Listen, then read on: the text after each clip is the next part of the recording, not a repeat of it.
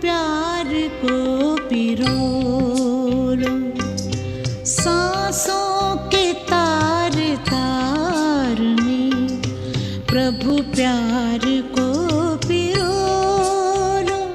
शुभ कर्म करके पुण्य का, शुभ कर्म करके पुण्य का जीवन में बीज बोलो, सांसों के तार तार में।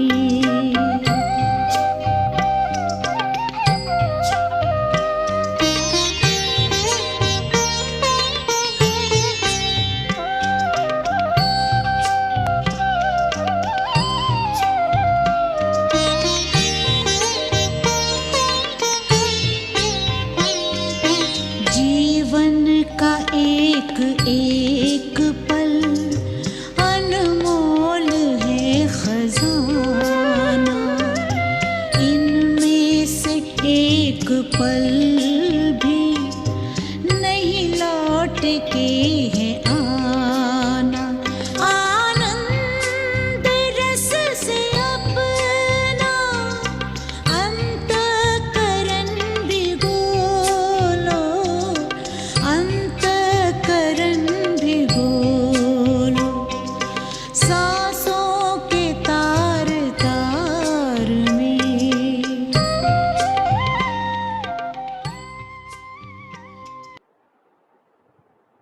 ओम शांति। आज 17 जून 2021। बाबा के महावाक्य। मीठे बच्चे, तुम परलौकिक बाप को यथार्थ रीति जानते हो, इसलिए तुम्हें ही सच्चे प्रीत बुद्धि व आस्तिक कहेंगे। प्रश्न, बाप के किस कर्तव्य से सिद्ध होता है कि वह भक्तों का रक्षक है? उत्तर, सब भक्तों को रावण की जेल से छुड़ाना, इनसॉल्वेंट से सॉल्वेंट बनाना, यानी गरीब से साहूकार बनाना, यह एक बाप का ही कर्तव्य है। जो पुराने भक्त हैं उन्हें ब्राह्मण बनाकर देवता बना देना, यही उनकी रक्षा है। भक्तों का रक्षक आया है अपने सभी भक्तों को मुक्ति, जीवन मुक्ति देने। गीत भोलेनाथ से निराला कोई और नहीं। ओम शांति। यह किसकी महिमा सुनी बच्चों ने? गाया जाता है ऊंचते ऊंच भगवान, और भगवान को ही बाप कहा जाता है। वही इस सारी दुनिया, सारी रचना का रचयिता है। जैसे लौकिक बाप भी रचयिता है अपनी रचना का। पहले कन्या को अपनी स्त्री बनाते हैं और फिर उनसे रचना रचते हैं। 5-7 बच्चे पैदा करते हैं, उनको कहा जाएगा रचना। बाप ठहरा रचयिता, वह हद के रचयिता ठहरे। यह भी बच्चे जानते हैं। रचना को रचयिता बाप से वर्षा मिलता है। मनुष्य को 2 बाप तो होते ही हैं, एक लौकिक, दूसरा पारलौकिक। बच्चों को समझाया है ज्ञान और भक्ति अलग अलग है। फिर है वैराग्य। इस समय तुम बच्चे संगम पर बैठे हो और बाकी सब कलयुग में बैठे हुए हैं तो सब बच्चे, परंतु तुमने बेहद के बाप को जाना है जो सारी रचना का रचयिता है। लौकिक बाप होते भी उस परलौकिक बाप को याद करते हैं। सतयुग में लौकिक बाप होते, परलौकिक बाप को कोई याद नहीं करते, क्योंकि है ही सुखधाम। इसलिए कहते दुख में सिमरन सब करे, सुख में करे न कोई। उस परलौकिक बाप को दुख में याद करते हैं। यहाँ पढ़ाया जाता है, मनुष्य को समझदार बनाया जाता है। भक्ति मार्ग में मनुष्य बाप को भी नहीं जानते हैं। कहते भी हैं परम पिता परमात्मा, हे गॉड फादर, हे दुख हरता सुख करता। फिर कह देते सर्वव्यापी, पत्थर में, कण कण, कुत्ते बिल्ली सब में है। परमात्मा बाप को गालियां देने लग पड़ते हैं। बाबा कहते भगवान को सर्वव्यापी कहना, कण कण में, पत्थर ठिक्कर बिल्ली कुत्ते सब में कहना, जैसे कि परमात्मा को गालियां देना, उनकी ग्लानि करना। तुम बाप के बने हो तो तुम हो गए आस्तिक। तुम्हारी बाप के साथ प्रीत बुद्धि है, बाकी सबकी बाप के साथ विपरीत बुद्धि है। अब तुम जानते हो महाभारी लड़ाई भी सामने खड़ी है। पुरानी दुनिया के विनाश अर्थ हर 5000 वर्ष बाद कलयुगी पतित दुनिया पूरी हो, फिर सतयुगी पावन दुनिया स्थापन होती है बाप के द्वारा। हर 5000 साल के बाद पुरानी दुनिया नई बनती है। जिसको ही याद करते हैं, हे पतित पावन आओ, हे खिबैया हमको इस विषय सागर से निकाल खीर सागर में ले जाओ। गांधी जी भी गाते थे पतित पावन सीताराम, हे राम सब सीताओं को पावन बनाओ। तुम सब हो सीताएं भक्तियां, वह है भगवान, सब उनको पुकारते हैं। वह तुमको पतित से पावन बना रहे हैं। तुमको कहाँ भी धक्के नहीं खिलाते हैं। ऐसे नहीं कहते तीर्थों पर जाओ, कुंभ के मेले पर जाओ, नहीं। यह नदियां कोई पतित पावनी नहीं है। पतित पावन एक ज्ञान का सागर बाप है। सागर व नदियों को कोई याद नहीं करते हैं, पुकारते हैं बाप को, हे पतित पावन बाबा हमको पावन बनाओ। बाकी पानी की नदियां तो सारी दुनिया में है, वह थोड़ी पतित पावनी है। बाबा कहते पानी की दुनिया कोई रियल में पतित पावनी नहीं है।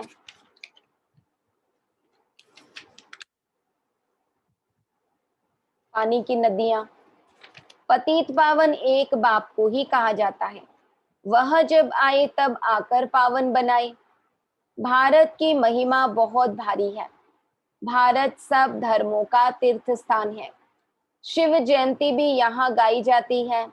सतयुग तो है पावन दुनिया, उसमें देवी देवता रहते हैं। देवताओं की महिमा गाई जाती है। सरगुण संपन्न 16 कला संपूर्ण। चंद्रवंशियों को 14 कला कहेंगे।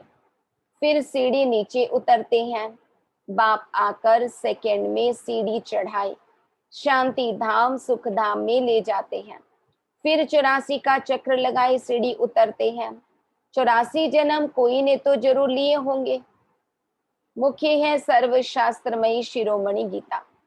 श्रीमद् भगवत माना भगवान की गाई हुई, परंतु भगवान किसको कहा जाता है यह पतित मनुष्य नहीं जानते। पतित पावन सर्व का सद्गति दाता एक निराकार शिव ही है, परंतु वह कब आया यह कोई नहीं जानते। बाप आपे ही आकर अपना परिचय देते हैं। अब देखो यह बच्चे और बच्चियां दोनों बाबा कहते हैं। गाया भी जाता है तुम मात पिता हम बालक तेरे। तुम्हारे इस राजयोग सीखने से सुख घनेरे मिलते हैं। तुम यहाँ आते ही हो बेहद के बाप से स्वर्ग के 21 जन्मों का वर्षा पाने। अब शिव जयंती भी भारत में ही मनाते हैं, रावण भी भारत में ही दिखाते हैं, परंतु अर्थ कुछ भी नहीं जानते। शिव हमारा बेहद का बाप है यह एक भी नहीं जानते, सिर्फ शिव की पूजा करते रहते हैं। जब सारा झाड़ तमो प्रधान हो जाता है तब बाप आते हैं। नई दुनिया में भारत स्वर्ग था, भारत में ही सतयुग था, भारत में ही अब कलयुग है। बाप समझाते हैं पहले पहले तुम स्वर्ग के मालिक थे, अब तुम 84 जन्म भोग नरकवासी बने हो। अब मैं तुमको राजयोग सिखलाए मनुष्य से देवता पतित से पावन बनाता हूँ। भक्ति अर्थात ब्रह्मा की रात, ज्ञान अर्थात ब्रह्मा का दिन। तुम ब्रह्मा कुमार कुमारियां दिन में जाते हो, इस पुरानी दुनिया को अब आग लगनी है। बरोबर महाभारत लड़ाई है, बरोबर इस महाभारत लड़ाई के बाद ही भारत स्वर्ग बन जाता है। अनेक धर्म विनाश हो, एक धर्म की स्थापना होती है। तुम बच्चे बाबा के मददगार बन आदि सनातन देवी देवता धर्म की स्थापना कर रहे हो। तुम स्वर्ग के मालिक बनने लायक बन जाएंगे तो फिर विनाश शुरू हो जाएगा। यह है शिव बाबा का ज्ञान यज्ञ।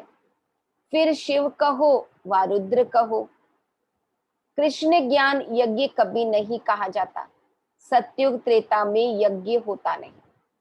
यहाँ जरा भी किसी प्रकार से भक्ति सतयुग त्रेता में नहीं होगी।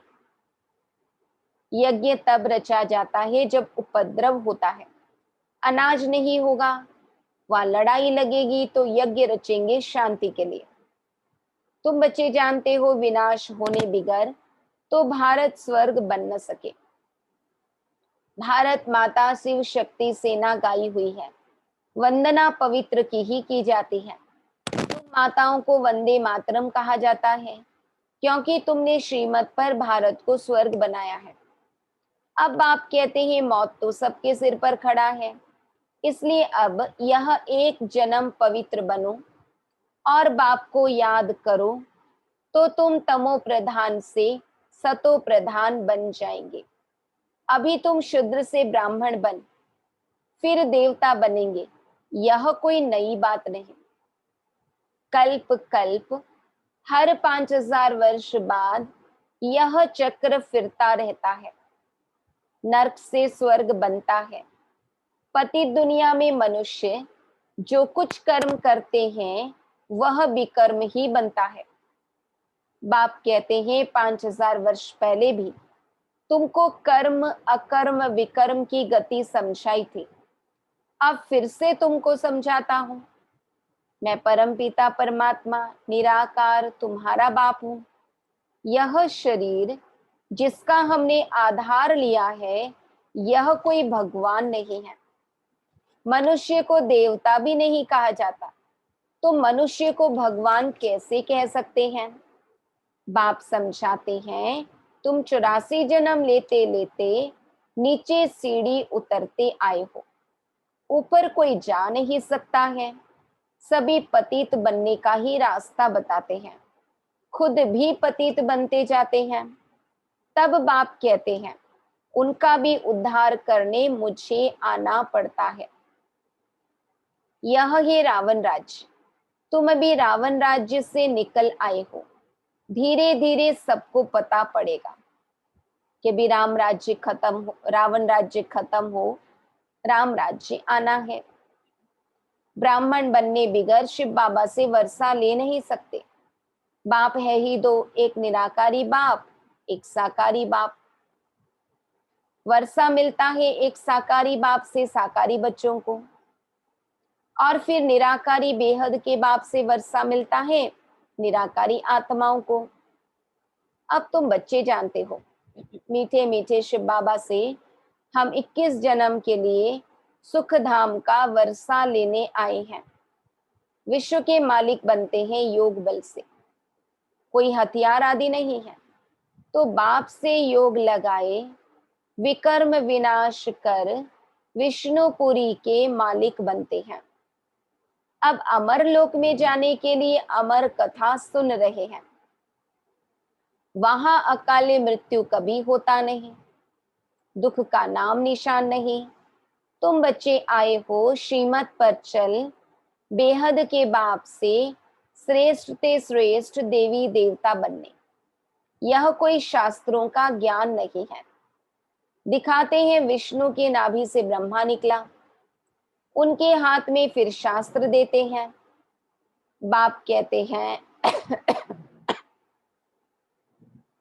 बाप कहते हैं ब्रह्मा द्वारा मैं तुमको सारी रचना के आदि मध्य अंत का ज्ञान सुना रहा हूं। मैं ही ज्ञान का सागर हूं। गाते भी हैं ज्ञान सूर्य प्रगटा अज्ञान अंधेर विनाश। सतयुग में अज्ञान होता नहीं, वह सचखंड था तो भारत हीरे जैसा था, हीरे जवाहरों के महल बनते थे। अभी तो मनुष्यों को पूरा खाने के लिए भी नहीं है। इनसॉल्वेंट विश्व को फिर सॉल्वेंट कौन बनाए? यह बाप का ही काम है। बाप को ही तरस पड़ता है। कहते हैं तुमको राजयोग सिखाने आया हूं। नर को नारायण, नारी को लक्ष्मी बनाता हूं। भक्तों का रक्षक है ही बाप। तुमको रावण की जेल से छुड़ाए सुखधाम में ले जाता हूं। सारी दुनिया में जो ब्राह्मण बनेंगे वही देवता बनेंगे। ब्रह्मा का नाम भी बाला है, प्रजापिता ब्रह्मा। तुम ब्राह्मण हो सबसे उत्तम। तुम भारत की सच्ची रूहानी सेवा कर रहे हो। बाप की याद से ही विकर्म विनाश होंगे और कोई रास्ता नहीं है।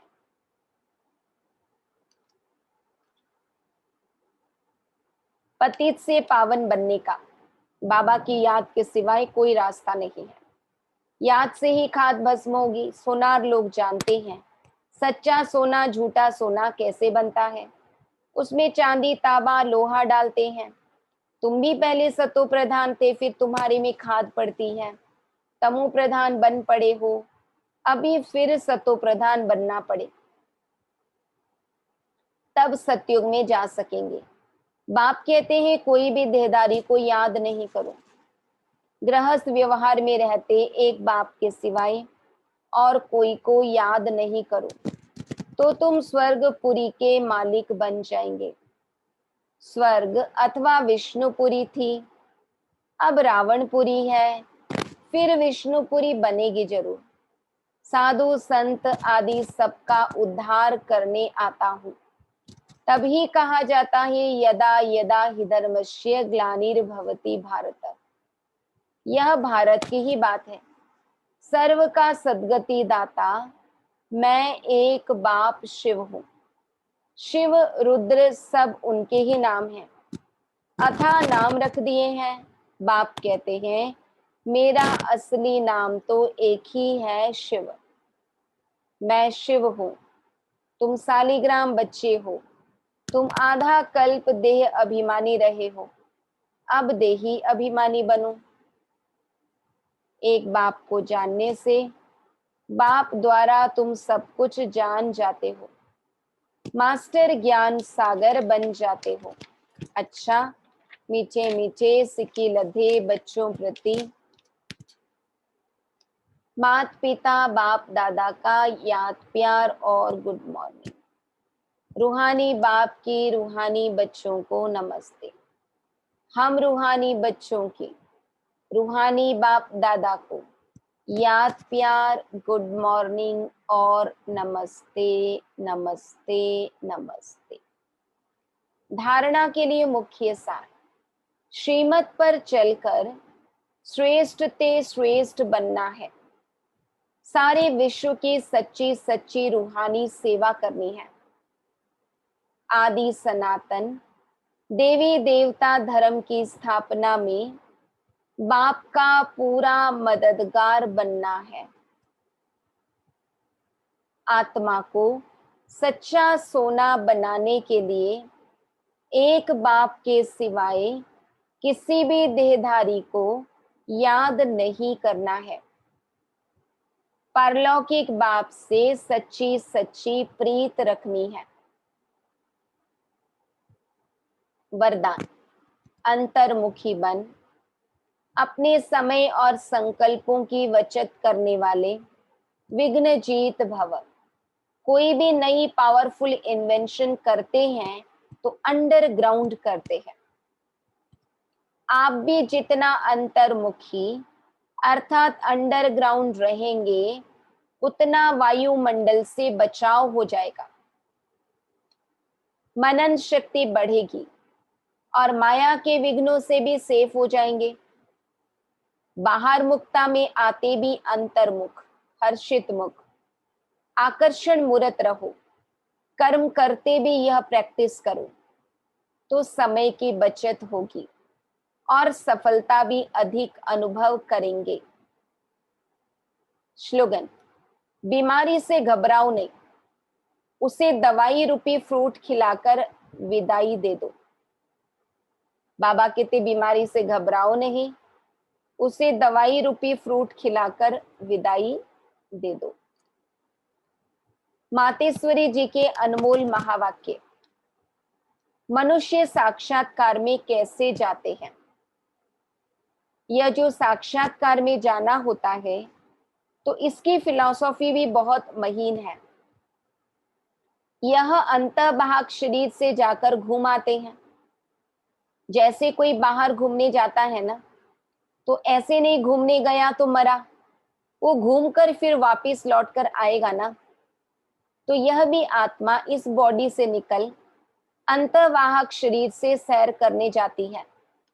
थोड़े समय के लिए इनकी आत्मा उड़ता पंछी है। यह भी परमात्मा का काम है, जो उनकी रस्सी को खींच दिव्य दृष्टि से उनको साक्षात्कार कराता है। जैसे रात को हम जब शरीर से न्यारी आत्मा हो सुख पथ अथवा स्वप्न की अवस्था में चले जाते हैं, तो उसी समय शरीर शांत है, देह और देह के धर्म भूल जाते। परंतु ऐसे नहीं कोई शरीर मर गया फिर जब जागृत में आता है तो उस रात के सपने की अवस्था का वर्णन कर सुनाते हैं। वैसे परमात्मा के साथ योग लगाने से परमात्मा फिर दिव्य दृष्टि से आत्मा को सैर कराते हैं। फिर जब ध्यान से उठते हैं तो वो देखा हुआ साक्षात्कार फिर वर्णन कर सुनाते हैं कि हम यह देख कर आए। तो वह स्वप्न रजोगुण तमोगुण भी होता है। यह ध्यान फिर सतोगुण अवस्था है। तो ध्यान में कोई शरीर मरता नहीं है, मगर शरीर की भासना गुम हो जाती है। जैसे क्लोरोफॉर्म देने से शरीर की सुध बुध भूल जाती है ना, एनेस्थेसिया देते हैं ना। बाबा कहते देखो, डॉक्टर जब कोई अंग को डेड करते हैं तो इंजेक्शन लगाकर डेड कर देते हैं, परंतु और इंद्रियां तो चलती हैं। तो ध्यान भी इसी तरह से है कि आत्मा कोई उड़कर सैर कर आती है, परंतु शरीर मर नहीं जाता। अब ये रस्सी खींचने की स्मृति भी परमात्मा में है, न कि मनुष्य आत्मा में। इसलिए बाबा कहते कोई आत्मा मनुष्य किसी और को साक्षात्कार नहीं करा सकते। साक्षात्कार कराने वाला तो एक शिव बाबा ही है। अच्छा, ओम शांति।